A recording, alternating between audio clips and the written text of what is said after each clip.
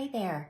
So I had a follower reach out, actually an old friend. Her dog has pancreatitis, and the canned dog food that the vet is selling for this condition is $15 a can, and that's just not in her budget. She wanted to know if I could help, and I can absolutely help with that.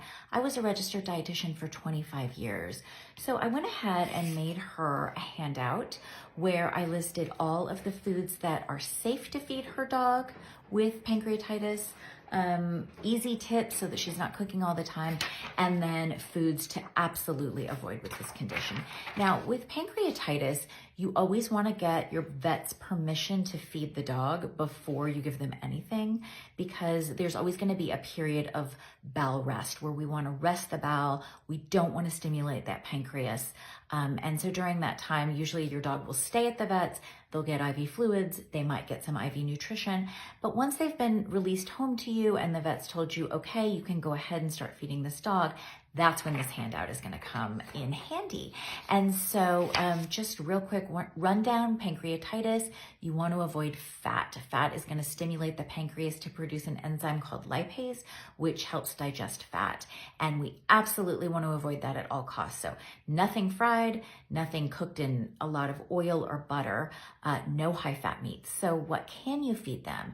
You can do white meat chicken, you can do 98% lean turkey, you can do maybe some canned white meat chicken, game meat like elk or venison are lower in fat, egg whites, fat-free or very low-fat cottage cheese, fat-free or very low-fat plain yogurt.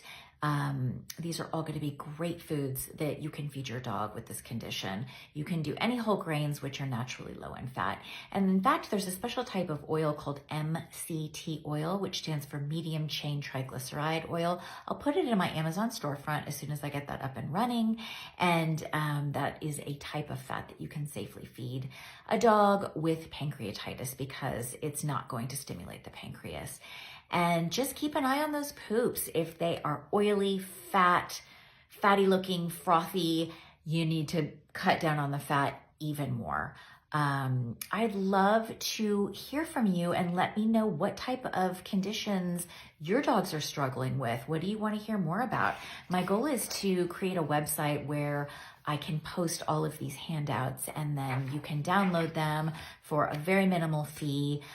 There's really no reason to pay $15 a can if that's not in the budget. We can figure out other ways to easily, without a lot of effort, safely feed your dogs. Thanks for listening and follow for more.